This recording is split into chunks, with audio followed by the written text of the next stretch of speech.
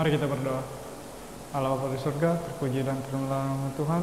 Tuhan, terima kasih atas semua berkat dan penjagaan-Mu sepanjang 6 hari yang lalu Tuhan. Pada sahabat ini Tuhan, saya ingin mengucapkan selamat hari Sabat kepadamu. Dan pada saat ini Tuhan, saya ingin berdoa khas untuk petugas-petugas yang akan mengambil bahagian nanti Tuhan. Kiranya Engkau memberkati mereka Tuhan, dan berkata-kata melalui mereka, dan berkati mereka juga Tuhan, agar mereka dapat menjadi terang kepada orang lain Tuhan. Tuhan, pada saat ini Tuhan, saya juga ingin berdoa khas untuk anggota-anggota gereja yang tidak sempat hadir ataupun berada di tempat jauh Tuhan. Tuhan, kiranya Engkau bersama dengan mereka, berkati mereka Tuhan, kirimkanlah Roh Kudus-Mu agar mereka dapat sentiasa dekat dengan-Mu Tuhan. Tuhan, saya berdoa dalam nama Tuhan Yesus, Juru Selamat kami. Amin. Selamat hari Sabat untuk kita semua. Kembali lagi kita dalam sesi kebaktian kita pada Sabat ini. Jadi kita teruskan kebaktian kita dengan memuji Tuhan dalam LP May 184, Apabila Damai Perjalananku.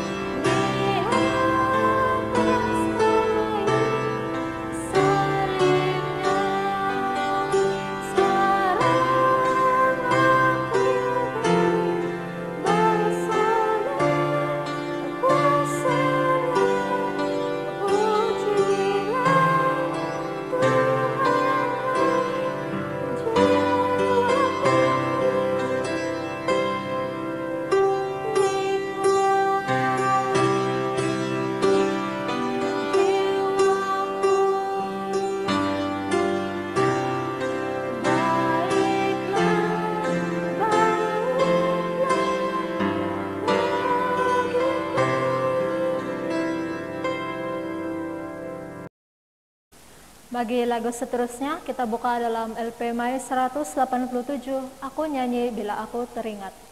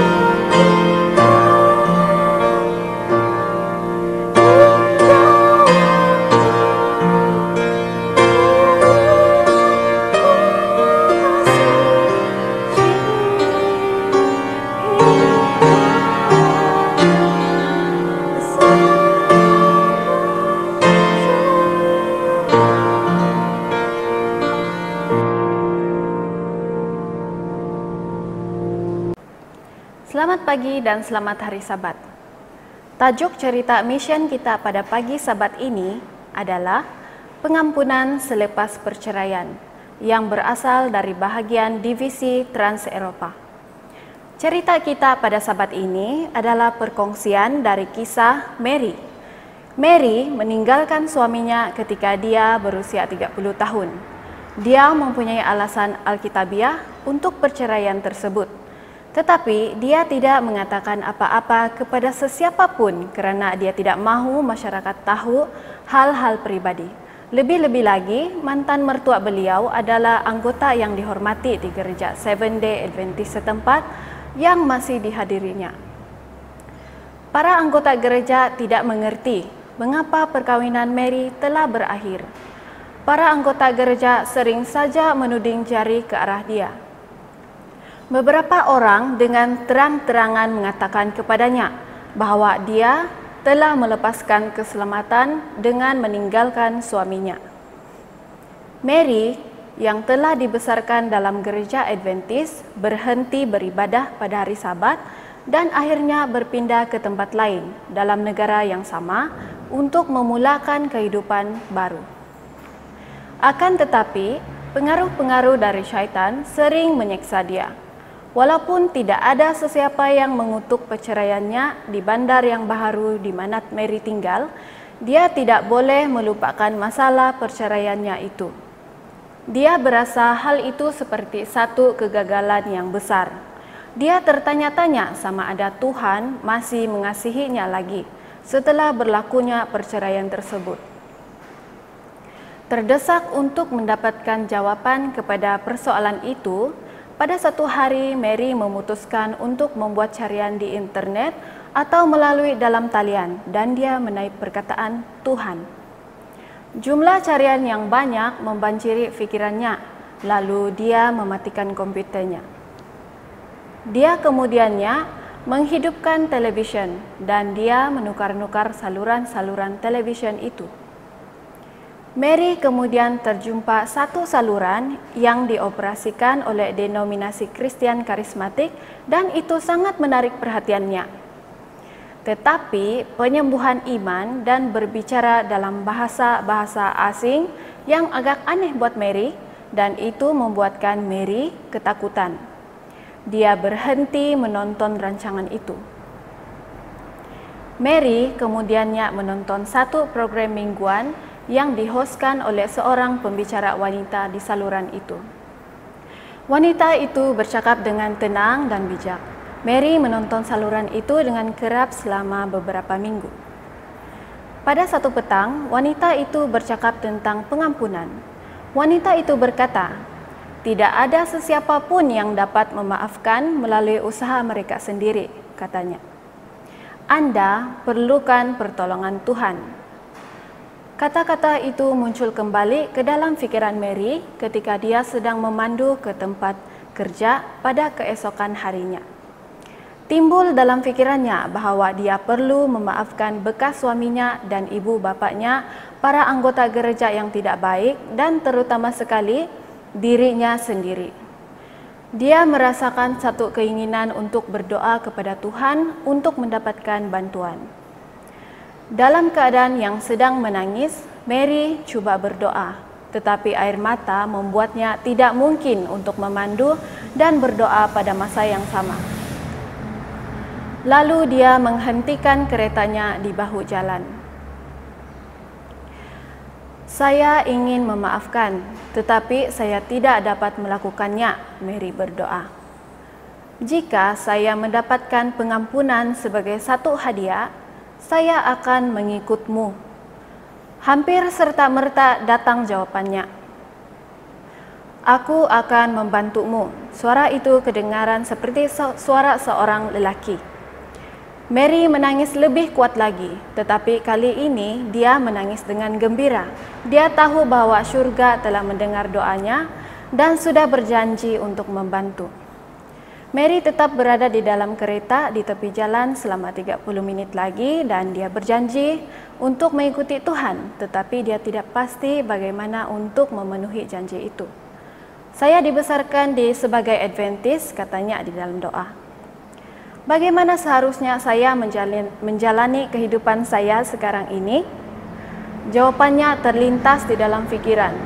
Baca Alkitab dan tulisan-tulisan dari salah seorang daripada pengasas gereja, yaitu Ellen White. Mary berpatah balik ke rumah untuk mencuci muka dan kemudian pergi ke tempat kerjanya. Dia tiba sejam lewat pada hari itu. Selepas selesai bekerja, Mary membuka Alkitabnya dan mula membaca. Dia membaca setiap menit yang terluang.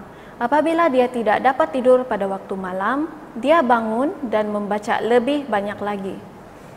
Mary tidak pernah merasa senang membaca buku.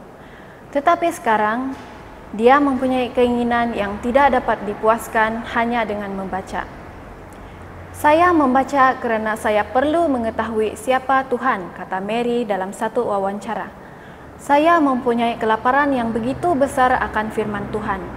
Dalam tempo masa setahun, dia membaca Alkitab 3 kali dan menyelesaikan 5 buah buku bersiri. Conflict of the Ages oleh Ellen White. Setelah mengumpulkan keberaniannya, Mary pergi berjumpa dengan seorang pastor Advent setempat tentang perceraiannya. Pastor itu kemudiannya membentuk satu kelompok belajar Alkitab demi Mary. Dia berharap kelompok belajar Alkitab itu dapat membantu dia kembali ke gereja dan juga kembali kepada Tuhan. Mary menyukai kelompok itu. Saya sangat bersemangat karena saya terisi dengan perkara-perkara yang saya telah baca, katanya. Selepas menghadiri beberapa pertemuan penginjilan, Mary mula menghadiri acara Sabat di gereja secara berkala pula. Beberapa waktu kemudian, dia terlihat bekas mertuanya. Apa yang mengejutkannya adalah dia tidak lagi berasa malu dan tidak lagi mempunyai perasaan marah terhadap mereka. Mereka kini berteman mesra. Mary juga telah mengampuni beberapa anggota gereja yang pernah bercakap mengenai hal yang tidak baik terhadapnya. Dia tidak dapat mengingati nama-nama mereka pun. Saya merasa telah diampuni, katanya. Saya kini merasa damai.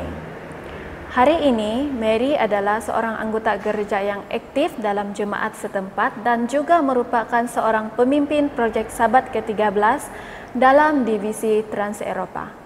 Dia masih membaca Alkitab setiap hari, menyelesaikannya sekurang-kurangnya sekali setahun, dan menghabiskan kira-kira 1 jam setiap hari membaca tulisan-tulisan Ellen White. Dalam temu bual itu, matanya digenangi air mata karena dia teringat kembali kepada harinya ketika Tuhan membantunya memaafkan orang lain dan dirinya sendiri. Saya menerima pengampunan sebagai hadiah, katanya. Cerita ini telah mengubah hubungan saya dengan Tuhan selamanya. Selamat pagi, selamat hari Sabat, salam damai dalam nama Yesus Kristus Tuhan kita. Berjumpa kita kembali dalam siri pembelajaran Sekolah Sabat melalui perbincangan kumpulan pembelajaran Sekolah Sabat pada Sabat ini. Terima kasih di atas kehadiran saudara dan saudari.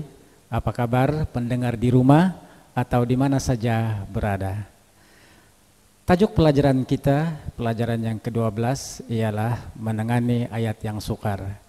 Dan sebelum kita lanjut untuk berbincang pelajaran Sekolah Sabat ini, saya persilakan Elda Norsa untuk membacakan ayat hafalan pada pagi ini. Silakan. Saya bacakan ayat hafalan yang tertulis dalam 2 Petrus 3 ayat 15 dan 16. Anggaplah kesabaran Tuhan kita sebagai kesempatan bagimu untuk beroleh selamat. Seperti juga Paulus, saudara kita yang kekasih, telah menulis kepadamu menurut hikmat yang dikaruniakan kepadanya. Hal itu dibuatnya dalam semua suratnya apabila ia berbicara tentang perkara-perkara ini. Dalam surat-suratnya itu ada hal-hal yang sukar difahami sehingga orang-orang yang tidak memahaminya dan yang tidak teguh imannya memutarbalikkannya menjadi kebinasaan mereka sendiri, sama seperti yang juga mereka buat dengan tulisan-tulisan yang lain. Terima kasih Elda Norsa telah membacakan ayat hafalan.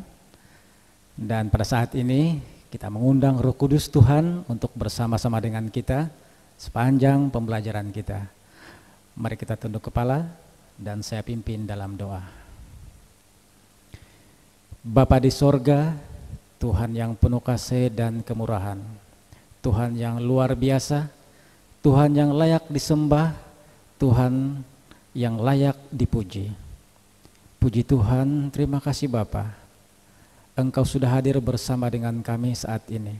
Terlebih kami mengundang Roh Kudus Tuhan untuk memberikan kebijaksanaan kepada tiap-tiap kami, sehingga apa yang kami bicarakan, perkataan yang keluar daripada mulut kami adalah perkataan daripada mulut Tuhan sendiri.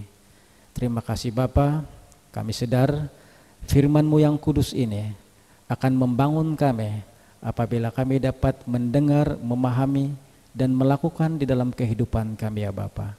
Terima kasih Bapa, segala noda, kesalahan atau dosa yang telah kami lakukan, sama ada yang kami sadar ataupun tidak, kami serahkan dalam tangan Tuhan untuk Tuhan mengampuninya, agar kami layak menerima berkat istimewa hari Sabat yang Tuhan sudah sediakan buat kami. Terima kasih Bapa. Dalam nama Yesus kami sudah berdoa dan mengucapkan syukur. Amin.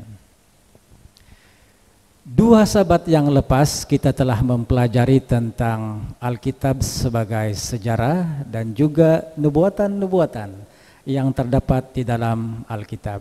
Telah dibuktikan oleh penulis-penulis sejarawan bahwa apa yang tertulis di dalam Alkitab adalah benar menurut kajian ataupun penelitian mereka. Dan Sabat yang lepas dengan begitu tepat sekali setiap nubuatan-nubuatan yang terdapat di dalam Alkitab juga sebahagian besarnya atau boleh dikatakan 90% telah pun digenapi. Sabat ini kita mempelajari ada beberapa ayat-ayat yang mungkin sukar kita mengerti, sukar kita memahami di dalam buku Alkitab ini. Dan ketika kita mempelajari atau meneliti firman Tuhan, kadang-kadang timbul percanggahan ataupun timbul seolah-olah ada pertentangan di antara satu ayat kepada ayat yang lain. Dan apakah mungkin yang menyebabkan atau apakah penyebab yang berlakunya seperti ini? Ada pertentangan atau ada percanggahan di dalam ayat-ayat atau firman Tuhan, sedangkan dia adalah daripada sumber yang sama. Mungkin ada ahli panel yang memberikan pendapat, silakan. Terima kasih Elder Rodal selaku moderator kita pada Sabat ini. Shalom, selamat hari Sabat dan selamat pagi kepada Anda semua. Terima kasih sebab sekali lagi mengikuti ruangan ini walaupun di mana Anda berada. Baik, soalan yang diajukan sebentar tadi ialah apakah kemungkinan yang menyebabkan berlakunya percanggahan yang terdapat di dalam Alkitab walaupun sumber itu adalah sama. Nah, pelajaran hari yang pertama kita pelajari pada hari ini menggariskan ada beberapa perkara ataupun kemungkinan penyebab percanggahan ini berlaku. Yang pertama sekali ialah ramai orang yang menolak ajaran Alkitab ataupun Alkitab ini, yang mana mereka menganggap bahwa Alkitab yang diwahyukan dan diilhamkan oleh Tuhan ini dianggap sebagai sebuah buku tulisan manusia, yang mana kandungannya mereka menganggap bahwa kandungan Alkitab ini banyak ketidaksempurnaan dan juga banyak kesilapan. Inilah beberapa anggapan ataupun andaian orang yang tidak mempercayai Alkitab ini yang diwahyukan dan diilhamkan oleh Tuhan. Jadi apabila perkara ini berlaku, minda mereka dipengaruhi bahwa Alkitab ini adalah tulisan manusia itu sendiri yang kandungannya banyak yang tidak sempurna, maka mereka menganggap bahwa ini adalah tidak perlu lagi dikaji ataupun diteliti dengan begitu serius sekali. Jadi inilah yang berlaku. Kenapa adanya percanggahan ini? Kemudian perkara yang kedua yang kita lihat di dalam pelajaran pertama ini ialah berlakunya sedikit kesilapan di dalam penyalinan dan juga penterjemahan di dalam Alkitab. Jadi apabila berlakunya sedikit kesilapan di dalam penyalinan dan penterjemahan Alkitab ini, maka ramai orang juga menganggap bahwa buku ini tidak boleh dipercayai. Dan apabila perkara ini mempengaruhi minda mereka, maka mereka ragu-ragu untuk mengikuti dan mempercayai Alkitab ini. Kemudian perkara yang ketiga yang saya dapat lihat poin yang utama di dalam bahagian ini ialah apabila mereka dipengaruhi oleh minda yang mengatakan bahwa Alkitab ini adalah tulisan manusia yang tidak sempurna, maka apabila mereka mengalihkan atau menerjemahkan atau menyalin bahagian-bahagian yang sukar, maka mereka melakukan dengan memindahkan perkara itu dengan tidak jujur, maka berlakulah sedikit percanggahan dan akhirnya membawa kepada kemudaratan ataupun kesannya itu berlaku kepada pembaca dan siapa juga yang mengkaji. Jadi ini adalah beberapa perkara yang menyebabkan kemungkinan percanggahan yang berlaku. Nah, akhir sekali saudara, kita mengakui bahwa manusia ini adalah makhluk yang tidak sempurna, yang mempunyai keterbatasan di dalam pengetahuan, terutama sekali di bidang ketuhanan, dan itu kita terima hakikat itu. Walaupun begitu, kita percaya bahwa setiap kesilapan, sama ada sedikit kesilapan, sama ada di dalam penyalinan ataupun penerjemahan itu, sebenarnya tidak akan berlaku sekiranya minda kita telah diset bahwa ataupun telah percaya bahwa kebenaran itu datangnya daripada Tuhan. Dan kita boleh lihat penjelasan ini dalam Alkitab. Mari kita lihat sama-sama di dalam 2 Timotius pasal 2 ayat yang ke-14 dan ayat yang ke-15. 2 Timotius pasal 2 ayat yang ke-14 dan ayat yang ke-15. Mari kita baca bersama-sama. Jika pekerjaan yang dibangunkan seseorang tahan uji, ia akan mendapat upah.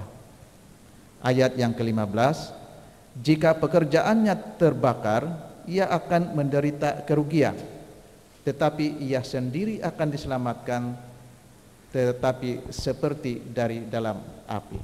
Nah, saudara sekalian, jelas sekali mengatakan bahwa kemungkinan percanggahan-percanggahan ini sebenarnya berlaku disebabkan oleh manusia itu sendiri yang tidak mempercayai Alkitab ini adalah ilham yang diwahyukan oleh Tuhan kepada manusia melalui nabinya. Tetapi manusia ini mau yang ada bukti dan baru mempercayai. Saya ingin bacakan sedikit penjelasan daripada Ellen G. White yang mengatakan bahwa Tuhan itu adalah jelas dan indah. Umat yang betul-betul percaya dan benar-benar mempercayai Alkitab tidak melihat masalah itu sebagai sesuatu yang mempengaruhi atau mengurangkan kebenaran. Tetapi apa yang ditunjukkan oleh Tuhan itu adalah sangat jelas. Jadi saudara sekalian, Alkitab suci ini adalah ilham yang diwahyukan oleh Tuhan melalui nabinya, dan kebenarannya adalah mutlak. Terima kasih, itu pendapat ataupun penjelasan saya pelajaran yang pertama. Kembali kepada moderator kita. Ya, Elder Robert, di dalam banyak-banyak perkara yang menjadi penyebab kepada percanggahan tentang ayat-ayat Alkitab menurut manusia, saya melihat ada satu perkara penting di sini, ialah persepsi orang tentang buku ini sebagai buku biasa, tetapi tidak meletakkannya sebagai firman Tuhan. Dan ini bahaya bagi kita semua. Kalau kita meletakkan buku ini sebagai buku seperti buku kebanyakan, sudah pasti kita akan menemui banyak kesilapan-kesilapan di dalam penulisan. Ketika kita mempelajari pelajaran firman Tuhan ini, atau pelajaran sekolah Sabat, atau kita mempelajari ayat-ayat di dalam Alkitab, kita temukan ada beberapa ayat-ayat yang sukar kita pahami. Dan sudah pasti pelajaran sekolah Sabat kita pada pagi ini mendorong ataupun menunjuk ajar kita perkara-perkara yang mungkin boleh kita amalkan pada waktu kita mempelajari Alkitab, agar ayat-ayat yang sukar kita pahami itu akhirnya kita boleh kuasai. Mungkin ada yang boleh dikongsikan, apakah amalan yang boleh kita gunakan ketika kita belajar menemui firman Tuhan yang sukar untuk kita pahami. Silakan ahli panel. Selamat Sabat dan selamat berbakti kepada semua anggota gereja. Terima kasih kepada Elder Ronald, moderator kita pada Sabat ini. Saya pasti ramai di antara kita yang mempunyai situasi ini yang kesukaran untuk memahami firman Tuhan ataupun ayat Alkitab apabila kita belajar firman Tuhan di rumah. Ini adalah masalah yang selalu berlaku. Dan inilah yang menyebabkan ramai di antara kita sebagai umat Tuhan maupun orang-orang di luar yang mempunyai pendidikan yang tinggi, namun masih tersalah tafsir tentang maksud ayat atau firman Tuhan dalam Alkitab ini. Di sini saya ingin mengongsikan dua tips atau cara untuk kita amalkan bagi mengatasi kesukaran memahami firman Tuhan ini. Yang pertama adalah jujur, sikap jujur ataupun kejujuran. Allah sebenarnya sangat senang dengan sikap kejujuran kita. Sebagai menyokong petikan ini, mari kita lihat dalam 1 Tawarik 29 ayat 17. Dan kita buka sama-sama dan saya akan bacakan di sini. Ayat ini berbunyi, "Aku tahu, ya Allahku, bahwa Engkau adalah penguji hati dan berkenan kepada keikhlasan.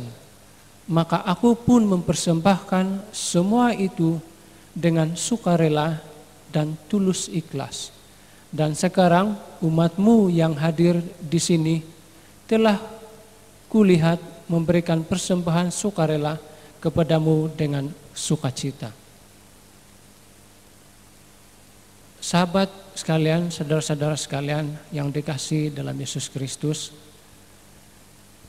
kejujuran ataupun keikhlasan seperti saya katakan tadi sangat disenangi oleh Allah.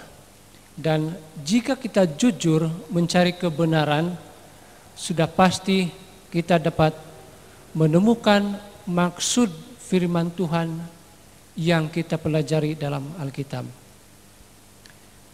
Menangani kesukaran dengan jujur berarti kita tidak menyangkal atau mengubah maksud firman Tuhan yang kita pelajari. Dan pelajaran sekolah Sabat kita juga sendiri mengatakan pada 15 Jun hari Isnin adalah lebih baik untuk mengakui dengan jujur bahwa kita tidak memiliki jawaban yang memuaskan atas sesuatu kesukaran daripada coba menyediakan penyelesaian yang mengelirukan dan tidak memuaskan. Nah, ini akan memberi kesan kepada diri kita sendiri maupun kepada anggota jemaat yang mendengar. Jadi ada baiknya kita harus akui saja yang kita tidak tahu maksud sebenar ayat itu daripada kita coba mencari jawaban yang tidak tepat. Yang kedua, cara yang kedua adalah sifat teliti ataupun ketelitian. Sifat ketelitian sangat penting untuk mempelajari firman Tuhan. Orang yang teliti akan bersungguh-sungguh ingin mengetahui kebenaran firman Tuhan. Ingat, hanya orang yang teliti saja yang mempunyai kesungguhan untuk mengetahui kebenaran firman Tuhan. Mereka ini tidak tergesa-gesa untuk membuat kesimpulan berdasarkan pengetahuan mereka yang terhad. Sebaliknya, mereka ini adalah orang yang teliti dan yang rajin dalam kajian firman Tuhan. Jadi untuk cara atau tips yang kita boleh amalkan bagi mengatasi kesukaran memahami firman Tuhan ini adalah ada dua yang saya boleh konsumsikan, yaitu jujur dan teliti. Dan sifat jujur dan teliti ini dalam mempelajari firman Tuhan akan menemukan maksud sebenar firman Tuhan ataupun ayat-ayat Alkitab yang kita pelajari. Terima kasih. Kejujuran dan ketelitian itu merupakan dua perkara yang sangat penting ketika kita mempelajari ataupun menemukan ayat-ayat yang sukar kita pahami. Contohnya apabila kita jujur dalam sesuatu pembacaan kita yang kita tidak paham, kita mengakui bahwa ini sampai kepada tahap pemahaman saya dan tidak memaksakan diri untuk terus memberi maksud-maksud tertentu. Jadi kita jujur saja, tapi bukannya berhenti di situ. Mungkin kita akan bertanya kepada orang yang lebih mahir untuk memberi pengertian. Begitu juga dengan teliti. Kalau kita menemui ayat ini yang sukar bagi kita, seorang yang teliti akan mencari ayat lain yang dia nanti akan bandingkan, kompekan, sehingga dia mengerti ataupun dia memahami. Nah, itu adalah perkara-perkara atau boleh kita jadikan sebagai amalan kita ketika kita menemui ayat-ayat yang sukar kita pahami. Mungkinkah ada tips lain ataupun cara lain yang kita boleh gunakan sebagai tambahan pengetahuan kita pada pagi Sabat ini? Silakan panel yang mungkin boleh membantu kita untuk membahas persoalan ini. Oke, terima kasih Elda. Selamat hari Sabat semua.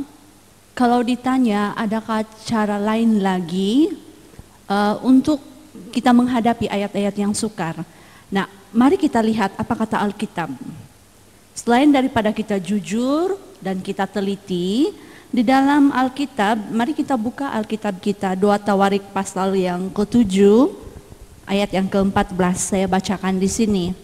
Dan umatku yang atasnya namaku disebut merendahkan diri, berdoa dan mencari wajahku, lalu berbalik dari jalan-jalannya yang jahat, maka aku akan mendengar dari sorga dan mengampuni dosa mereka serta memulihkan negeri mereka.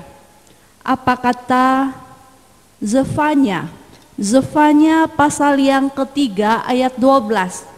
Saya bacakan. Di antaramu akan kubiarkan hidup suatu umat yang rendah hati dan lemah, dan mereka akan mencari perlindungan pada nama Tuhan. Dan satu ayat lagi dalam Yakobus pasal 4 ayat 6. Tetapi kasih karunia yang dianugerahkannya kepada kita lebih besar daripada itu. Karena itu ia katakan, Allah menentang orang yang congkak, tetapi mengasihi orang yang rendah hati. Nah, saudara dan saudari, apabila kita mempelajari Alkitab, apalagi kalau kita menemui ayat-ayat yang sukar, persamaan daripada 3 ayat yang saya bacakan tadi adalah kita memerlukan rendah hati. Rendah hati adalah asas pertumbuhan pengetahuan. Oke. Dengan adanya rendah hati di dalam diri kita semasa kita mempelajari firman Tuhan, maka itu membentuk roh kita senang untuk diajar. Nah, ini bukan bermaksud seorang yang rendah hati itu sepertinya tiada pendirian, selalu berubah-ubah. Bukan bermaksud begitu. Rendah hati semasa kita mempelajari Alkitab bermaksud kita itu tunduk kepada kekuasaan Tuhan. Dan kita sadar bahwa kita itu terbatas, kita sadar akan keterbatasan kita dan pengetahuan kita. Nah, jadi tips seterusnya selain daripada kejujuran, ketelitian, satu lagi kerendahan hati. Terima kasih. Terima kasih Elda Norsa.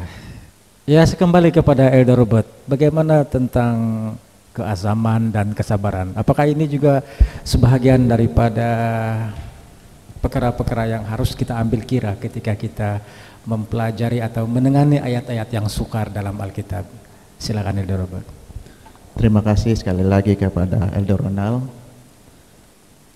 Baik, saya melihat bahagian ini yaitu pendekatan seseorang ataupun pendekatan untuk memahami ayat-ayat Alkitab yang sukar difahami.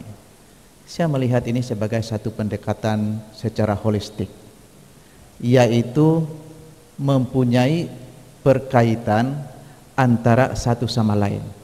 Seperti yang dijelaskan oleh ahli penau tadi, yaitu berkenaan dengan sifat jujur dan teliti. Perlu ada sifat jujur dan teliti.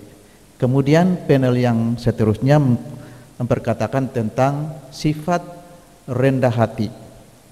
Dan yang saya akan kongsikan di sini yaitu sifat keazaman dan kesabaran. Jadi itu saya melihat sebagai suatu pendekatan holistik yang mana mempunyai kaitan antara satu sama lain. Nah, saudara sekalian, kita lihat pula kepada ketiga-tiga keadaan ini. Teliti dan jujur atau kemudian kerendahan, kemudian yang ketiga ialah kesabaran dan keazaman yang melibatkan satu sifat dalaman manusia yang perlu ada pada setiap orang yang membaca ataupun ahli ataupun pengkaji. Dan inilah yang sangat penting. Kepada ahli panel sekalian, memang saya setuju bahwa keazaman dan kesabaran itu adalah merupakan salah satu aspek yang sangat-sangat penting di dalam memahami ayat-ayat Alkitab yang sukar. Dan kalau kita lihat seseorang ataupun ingin mencapai sesuatu perkara, Dia bukan mengambil masa yang singkat atau dengan mudah, tetapi dia akan mengambil masa yang sedikit lama dan harus ada kesabaran. Barulah terlihat sesuatu kejayaan itu akan berlaku. Nah, begitu juga halnya di dalam mempelajari di dalam ayat-ayat yang sukar di dalam Alkitab. Perlu ada satu sikap keazaman dan kesabaran, dan barulah kita mencapai sesuatu penyelesaian ataupun sesuatu perkara yang kita kehendaki. Mari kita lihat di dalam Galatia pasal 6 ayat 9. Di dalam Galatia pasal 6 ayat 9 yang mengatakan, janganlah kita jemu-jemu berbuat baik, karena apabila sudah datang waktunya kita akan menuai, jika tidak menjadi lemah. Jadi saudara, maksudnya di sini memperjelaskan bahwa perkataan jangan kita jemu-jemu itu di sini mengatakan bahwa itu ialah kita mempunyai satu sikap kesabaran dan keazaman. Sebab apabila kita berusaha nanti, satu saatnya nanti kita akan menuai apa yang kita hajatkan atau perolehi. Nah, saya tertarik dengan satu kenyataan di dalam pelajaran kita bahagian ini yang mengatakan seperti ini. Apabila kita menghadapi kesukaran yang amat mencabar, yaitu merujuk kepada permasalahan kita, apabila kita mempelajari ayat-ayat yang sulit di dalam Alkitab. Lalu katanya, walaupun kita sudah melakukan yang termampu ataupun apa yang kita sudah buat itu adalah yang terbaik bagi kita, pelajaran kita mengatakan begini, tinggalkan itu buat sementara. Tetapi bukan kita meninggalkan buat sementara dan kita lupakan, tetapi pada masa yang sama praktikkan apa yang ditunjukkan ataupun mungkin bisikan dari Roh Al-Kudus kepada diri kita untuk mengikuti apa yang Tuhan inginkan. Jadi saudara sekalian, jelas sekali bahwa dia di bahagian ayat ini, kalau kita sudah berusaha untuk mencari penyelesaian yang merujuk kepada perkataan, kita tidak dapat mengalami kesukaran, tinggalkan itu sementara. Tapi pada masa yang sama kita perlu ikut ataupun apa yang dikehendaki oleh Tuhan. Jadi jelas sekali ini merujuk kepada keazaman dan kesabaran sekali lagi. Nah, sekali lagi saya ingin membawa kita melihat kepada Alkitab ataupun rujukan dalam Alkitab, Wahyu 14 ayat 12. Mari kita baca sama-sama di dalam Wahyu 14 ayat 12. Di dalam Wahyu 14 ayat 12 ini mengatakan seperti ini. Yang penting di sini ialah ketekunan orang-orang kudus yang menurut perintah Allah dan iman kepada Yesus. Jadi apa yang dikatakan di sini ialah, yang penting di sini ialah ketekunan orang-orang kudus untuk menurut perintah Allah dan ada iman kepada Yesus. Jadi sekali lagi saudara, ini adalah keazaman dan kesabaran ini merupakan satu aspek yang sangat-sangat penting. Dan kesimpulannya di sini adalah keazaman, kesabaran, kejujuran, ketelitian dan sabar rendah hati itu ialah sesuatu pendekatan holistik yang berkaitan antara satu sama lain dan harus ada pada seseorang itu ataupun perlu ada untuk memahami ayat-ayat yang sukar. Mungkin di bahagian yang terakhir sekali, inilah penghulu kepada semua jawaban kita. Walaupun itu adalah usaha kita, tetapi mungkin bimbingan Roh Kudus yang sangat-sangat penting untuk membimbing kita. Terima kasih Elder Ronald. Terima kasih Elder Robert. Hampir-hampir sudah memberi kesimpulan kepada pelajaran kita. Nah, saudara dan saudara yang kasih dalam Tuhan, ketika kita mempelajari firman Tuhan, kita menemui ayat-ayat yang sukar, ayat-ayat yang susah kita mengerti. Apa yang telah diperjelaskan oleh semua ahli-ahli perbincangan, seperti yang saya meminjam kata-kata Elder Robert, holistik, sabar, jujur, teliti, rendah hati, dan yang pertama tadi ialah letakkan firman Tuhan, Alkitab ini sebagai firman Tuhan. Jangan kita meletakkan sebagai buku biasa, tulisan manusia. Apa yang Elder Robert katakan sebagai yang terpenting di dalam kita menengani ayat-ayat yang sukar ini ialah walau sekali kita sabar, walau sekali kita memiliki kejujuran, rendah hati, teliti, tetapi jika sekiranya kita tidak berdoa pada waktu kita mempelajari firman Tuhan, maka pengertian kita itu adalah sia-sia. Jadi saudaraku yang kasih dalam Tuhan, sebagai mengikat daripada semua tips atau kaedah yang telah diperjelaskan, doa adalah merupakan satu-satunya perkara yang sangat penting, yang tidak boleh tinggal. Itulah sebabnya ketika kita membaca firman Tuhan, apalagi mempelajari firman Tuhan, apalagi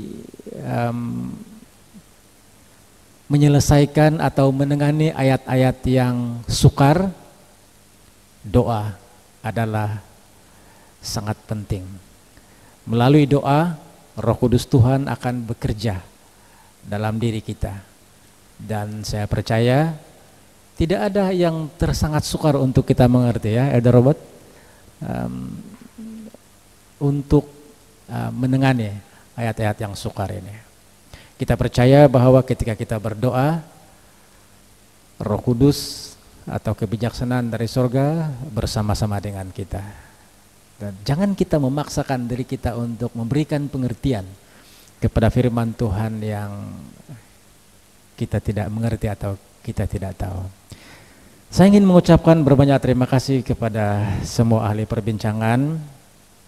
Di sebelah kanan saya Elder Robert, sebelah kiri saya yang paling hampir dengan saya Elder Rosa, dan di ujung sana Elder Norsa yang sudah memberikan huraian atau pandangan yang begitu baik sekali.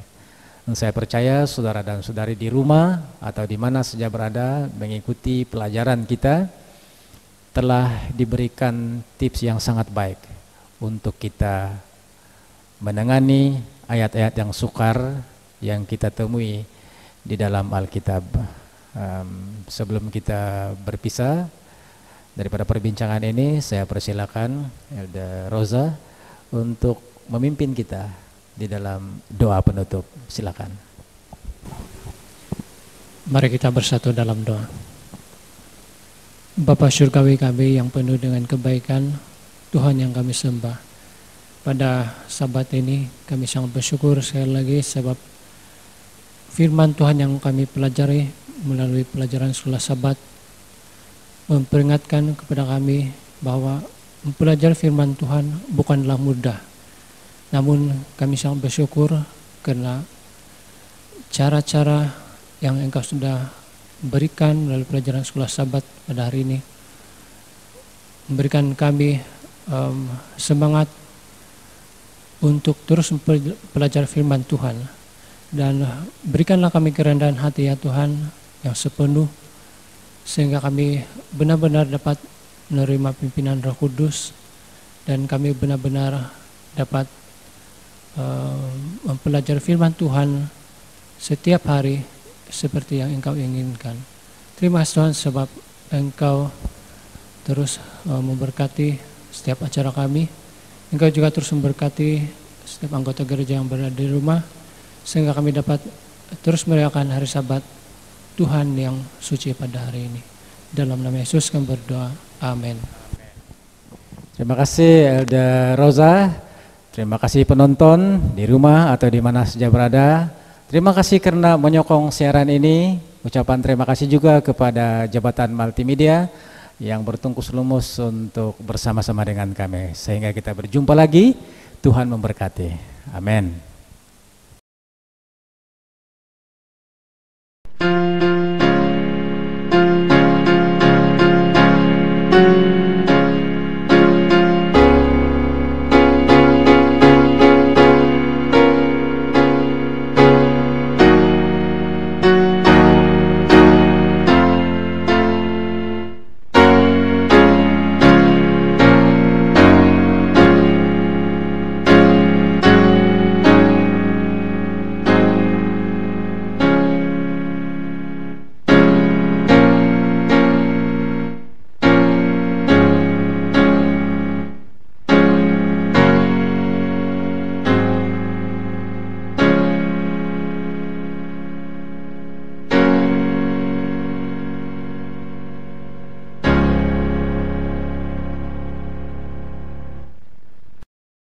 Mari kita berdoa.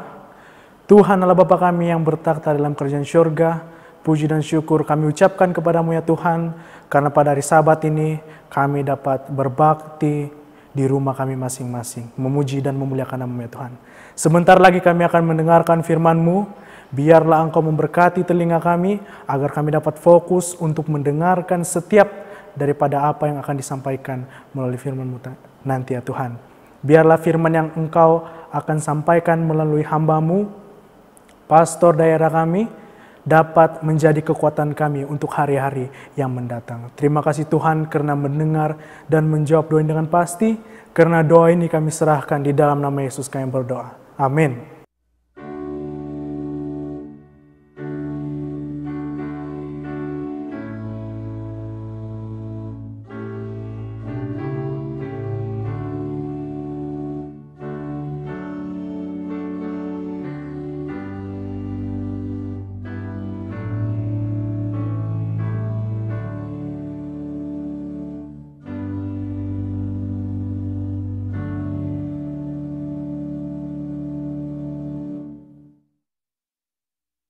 Selamat hari Sabat kepada kita semua. Sebelum kita mengembalikan persembahan dan persepuluhan, saya akan membacakan renungan persembahan kita pada Sabat ini. Bertajuk, apakah janji itu? Apakah yang dimaksudkan oleh pendeta ketika dia menyatakan tentang janji dan orang yang berjanji? Tanya Martha kepada Jackie sewaktu mereka meninggalkan gereja. Orang yang berjanji adalah seseorang yang membuat janji untuk mengamalkan kepercayaan mereka kepada Tuhan, untuk mengembalikan kepadanya suatu peratusan tertentu daripada pendapatan mereka kepada Dia selain daripada persepuluhan, dan percaya bahwa Dia adalah sumber segala berkat-berkat dan mampu untuk menyediakan apa yang diperlukan dalam kehidupan mereka. Kata Jackie. Bukankah persepuluhan sudah mencukupi? Tanya Martha lagi. Menurut Maliaki 3 ayat 8 hingga 10, jawab Jackie, kedua-duanya dikehendaki oleh Tuhan dan tanpa satu daripadanya menunjukkan ketidaksetiaan kepada Tuhan. Tetapi apa perbezaan di antara kedua-duanya ini? Tanya Martha. Satu daripadanya, yaitu persepuluhan, mempunyai kadar peratusan menurut ketetapan yang diberikan oleh Tuhan, 10%. Tetapi Dia membiarkan kita secara individu untuk menentukan berapa peratusan yang diberikan sebagai janji, jawab Jackie. Satu lagi perbezaan di antara kedua-duanya ialah sementara persepuluhan itu mesti digunakan khusus untuk menyokong pelayanan yang telah ditauliahkan menurut Bilangan 18 ayat 21 dan 24, persembahan-persembahan akan digunakan untuk membiayai secara meluas keperluan-keperluan penting dalam usaha menyebarkan Injil di seluruh dunia. Jackie menambah lagi. Saya melihat bahwa Tuhan sedang memanggil saya untuk mengambil satu langkah dalam iman untuk menjadi seseorang yang memberikan janji, kata Marta. Ini akan membantu saya untuk lebih konsisten dalam pemberian persembahan dengan tetap, sama seperti berkat-berkat Tuhan dan bukan hanya menurut keinginan hati saya. Simpati, projek, atau panggilan-panggilan khusus, tetapi setiap kali dia memberikan berkatnya, kata Marta lagi. Pada masa ini kita pikirkan bersama persoalan ini. Pernahkah kamu berpikir untuk berjanji dan mengungsikan bahagian-bahagian berkat Tuhan sekerap mana dia memberikan kepadamu? Sudahkah kamu membuat keputusan berapa peratus daripada pendapatan kamu seperti yang dibisikkan oleh Roh Kudus supaya kamu mula berikan sebagai janji?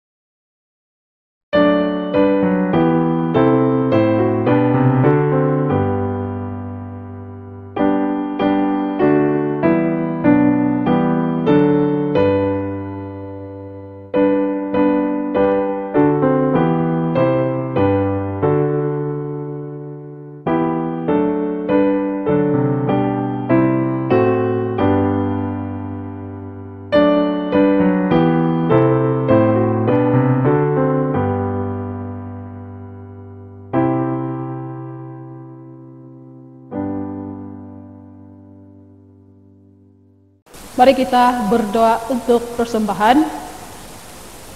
Tuhan Allah Bapa kami yang di surga, Allah yang penuh kasih dan kemurahan, pencipta dan yang telah menyediakan segala sesuatu untuk kami. Terima kasih karena Engkau sudah memberikan berkat-berkat pada kami sepanjang seminggu yang lalu, sehingga pada hari ini kami dapat mengembalikan dan memberikan persembahan dan persepuluhan untuk Tuhan. Kiranya Engkau menyempurnakan apa yang sudah kami berikan, sedikit ataupun banyak, supaya menjadi berkat di dalam pekerjaan Tuhan yang lebih besar. Tuhan kiranya juga memberkati kami sepanjang seminggu yang akan datang. Berikan kami berkat-berkat di dalam pekerjaan kami, supaya kami berhasil dan kami mempunyai peluang lagi memberi lebih banyak. Tuhan, terima kasih karena Engkau sudah mendengar dan menjawab doa kami. Di dalam nama Yesus kami berdoa. Amin. Selamat pagi dan selamat hari Sabat. Apa kabar kanak-kanak? Pada Sabat ini saya akan menceritakan sebuah kisah tentang dua orang sahabat yang berjalan di gurun pasir. Di dalam perjalanan tersebut, mereka telah bertengkar sehingga menyebabkan salah seorang telah menampar pipi sahabatnya. Sahabat yang ditampar itu tidak berkata apa-apa, melainkan dia menulis di atas pasir. Kata-kata yang ditulisnya seperti ini. Pada hari ini, sahabatku telah menampar pipiku. Lalu mereka pun meneruskan perjalanan mereka, sehinggalah mereka menemui sumber air.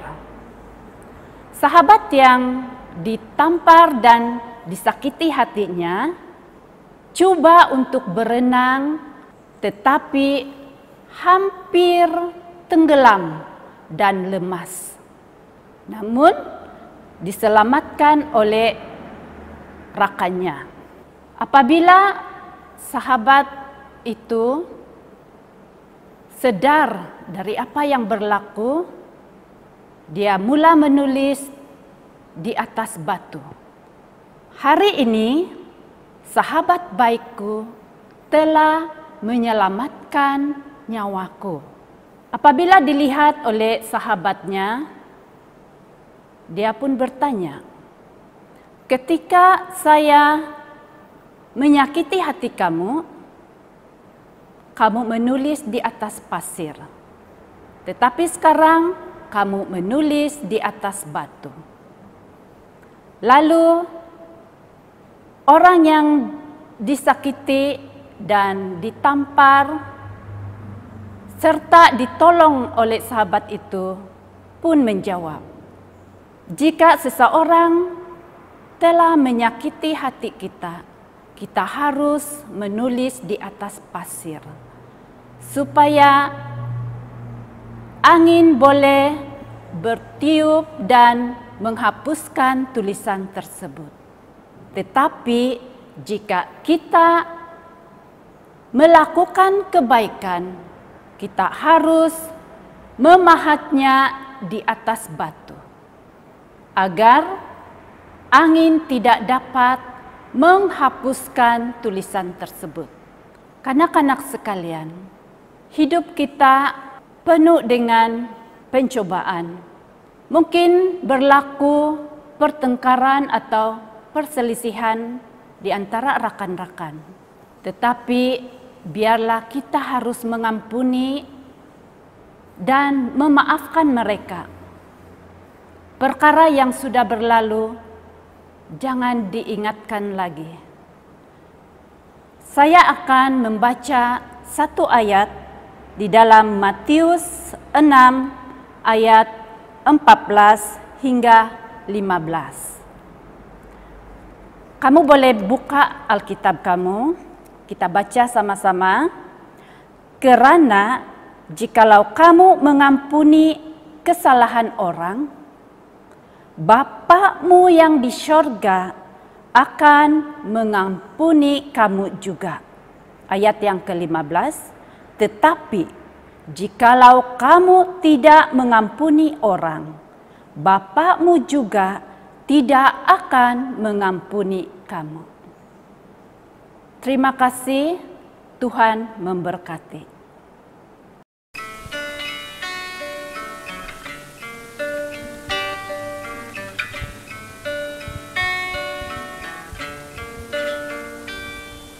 Tuhan, beri aku kekuatan, ku tetap setia kepadamu lalui badai pencobaan ini. Pegang erat tanganku dan pimpinku selalu.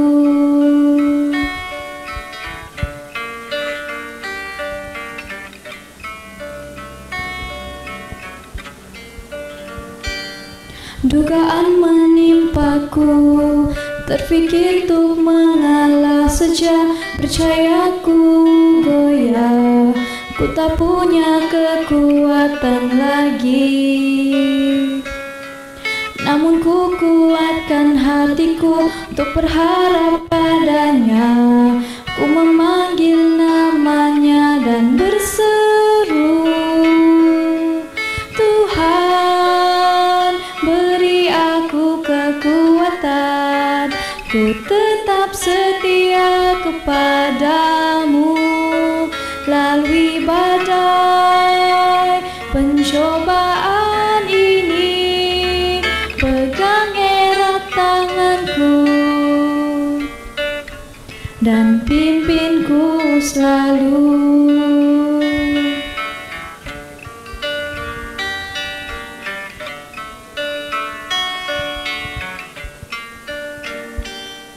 Di dalam kehidupan ini banyak dugaan dan cobaan menguji iman kita dan kesetiaan kita kepadanya.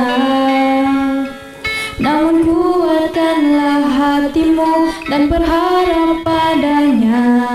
Panggillah namanya dan berseru, Tuhan beri aku kekuatan, ku tetap setia kepadamu lalui badai pencobaan ini. Pegang erat tanganku,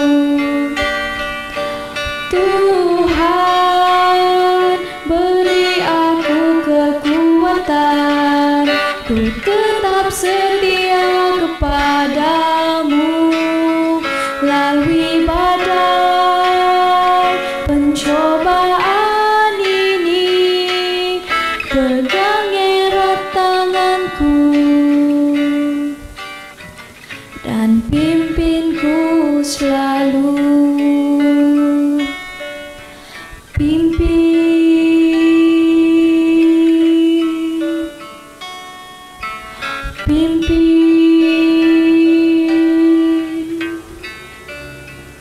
Dan pimpinku selalu.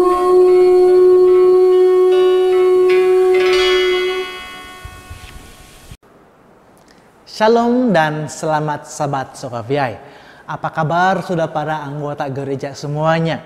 Saya percaya walau apapun keadaan kita pada pagi Sabat ini, kita sentiasa ada alasan untuk memuji dan bersyukur kepada Tuhan. Amin. Mari kita berdoa. Bapa di surga, pada pagi Sabat ini, sementara kami belajar firman Tuhan dimanapun kami berada, kami undang Tuhan untuk bersama-sama dengan kami. Dalam nama Yesus kami sudah berdoa. Amin. Nah, tajuk pelajaran yang saya ingin kongsikan pada pagi Sabat ini adalah Tuhan pencipta dan pemilik. Menurut Kejadian, segala sesuatu itu diciptakan oleh Tuhan. Nah, buku Kejadian menjelaskan kepada kita bahwa Tuhanlah yang memulakan segala-galanya. Tanpa campur tangan dari Tuhan, permulaan bagi dunia ini tidak ada. Semua yang kita nampak di luar sana juga tidak ada. Kamu dan saya juga tidak ada pada saat ini. Nah, oleh karena Tuhan itu adalah pencipta, kita tidak dapat membandingkan Tuhan dengan apa-apa di dunia ini karena semua yang ada di dunia ini adalah makhluk ciptaan. Hanya Tuhan sajalah yang sudah menciptakan. Segala yang lain yang ada di muka bumi ini adalah ciptaan dan langsung tidak terlibat di dalam proses penciptaan yang ajaib itu. Segala sesuatu mempunyai permulaan, namun Tuhan saja yang tidak mempunyai permulaan. Dia wujud, Tuhan wujud tanpa bergantung kepada apa-apa atau kepada siapa-siapa. Makhluk ciptaan perlukan air, makanan, oksigen, dan matahari untuk kekal hidup. Tetapi Tuhan tidak perlukan semua itu untuk kekal hidup. Tuhan bertanya kepada Yesaya di dalam Yesaya pasal 46 ayat yang kelima. Kepada siapakah kamu hendak menyamakan aku? Hendak membandingkan dan mengumpamakan aku sehingga kami sama. Kemudian Tuhan memberikan jawabannya pada ayat yang ke-9. Ingatlah hal-hal yang dahulu dari sejak purbakala, bahwasanya akulah Allah dan tidak ada yang lain, akulah Allah dan tidak ada yang seperti aku. Tidak ada sesiapa yang berasal dari kalangan yang diciptakan yang dapat mengisi tempat Tuhan atau mempunyai tempat yang sama seperti Tuhan. Oleh itu, walaupun Tuhan yang menciptakan dunia ini, Dia bukan sebagian dari ciptaan ini. Kedudukan Tuhan bukan sebagai ciptaan. Dialah Sang Pencipta itu. Sekarang ini saya tahu bahwa Tuhan itu Sang Pencipta. Jadi kenapalah kalau saya tahu yang Tuhan itu Sang Pencipta? Nah, oleh karena Tuhan yang sudah menciptakan segala sesuatu yang Tuhan sudah ciptakan itu adalah milik Tuhan. Maksudnya itu termasuklah kita semua yang menonton pada saat ini. Kamu dan saya juga adalah milik Tuhan. Tuhan katakan di dalam Mazmur pasal 50 ayat 10 hingga 11. Sebab punyakulah segala binatang hutan dan beribu-ribu hewan di gunung. Aku kenal segala burung-burung di udara dan apa yang bergerak di padang adalah dalam kuasaku. Nah, Mazmur pasal 89 ayat 11 mengatakan, punya mula langit, punya mula juga bumi, dunia serta isinya, Engkaulah yang mendasarkannya. Firman Tuhan katakan segala sesuatu yang ada di bumi ini adalah milik Tuhan. Jadi adakah telepon yang saya sedang pegang sekarang ini adalah milik Tuhan juga? Adakah kamera yang saya sedang gunakan sekarang ini untuk merekam sekarang ini juga adalah milik Tuhan? Kereta saya, rumah saya, uang yang saya ada, adakah itu semua adalah milik Tuhan? Tapi saya yang bekerja keras untuk membeli telepon saya ini, mana mungkin ini milik Tuhan? Saya punya beni, saya yang perlu bekerja, saya yang beli di KK, takkan ini milik Tuhan? Nah, tapi saya sendiri yang beli kereta saya dengan titik pelu saya sendiri, mana mungkin itu juga milik Tuhan?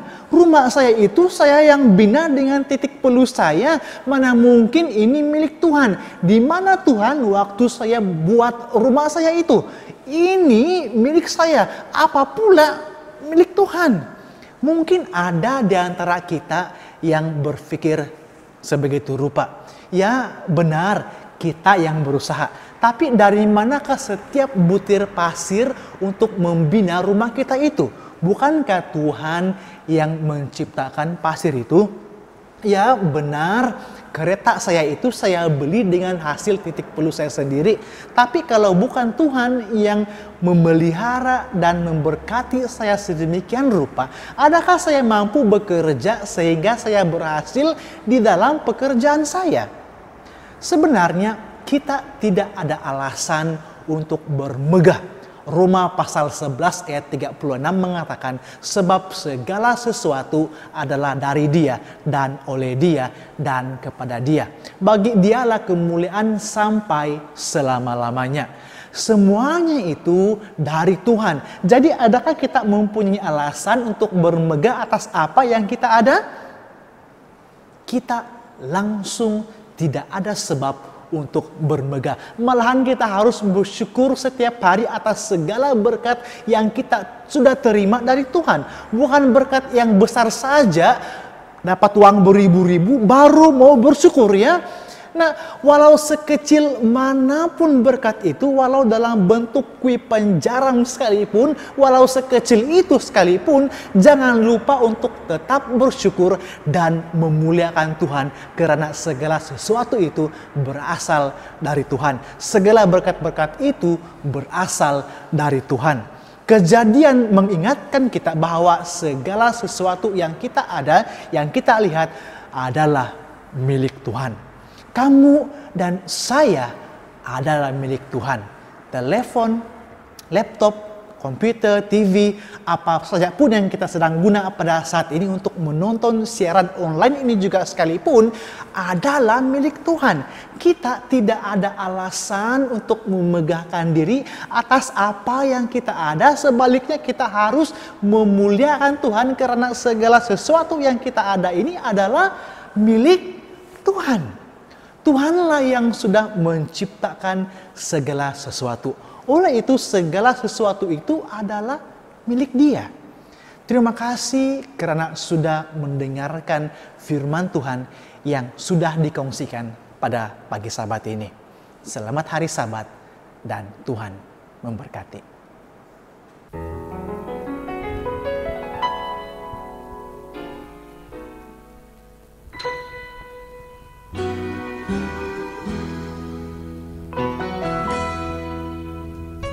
Shackled by a heavy burden, neath the Lord of guilt and shame. Then the hand of Jesus touched me, and now I am no longer the same. He touched me, or He touched me, and oh, the joy that floods my soul. Something happened, and now I know He touched me and made me whole. Since I met this blessed Savior, since He cleansed and made me whole, oh, I will never cease to praise Him. I'll shout it while eternity rolls. He touched me, oh, He touched me, and oh, the joy that floods my soul. Something happened, and now I know He touched me and made me whole. Something happened, and now I know He touched me and made me whole.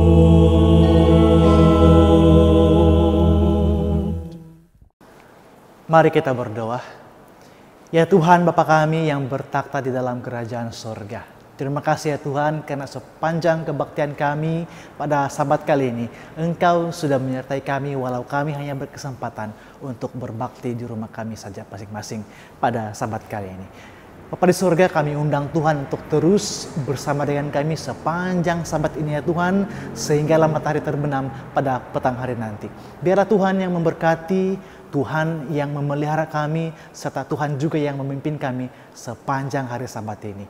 Biarlah kiranya segala keperluan-keperluan para anggota gereja Tuhan akan cukupkan, terutama berkat kesehatan Engkau berikanlah ya Tuhan sesuai dengan rencana Tuhan. Terima kasih atas kebaikan-Mu ya Tuhan. Terima kasih karena sudah dengarkan doa ini dan sudah persiapkan jawaban yang terbaik. Karena kami sudah berdoa hanya di dalam nama Yesus Tuhan dan Juru Selamat kami semuanya. Amin.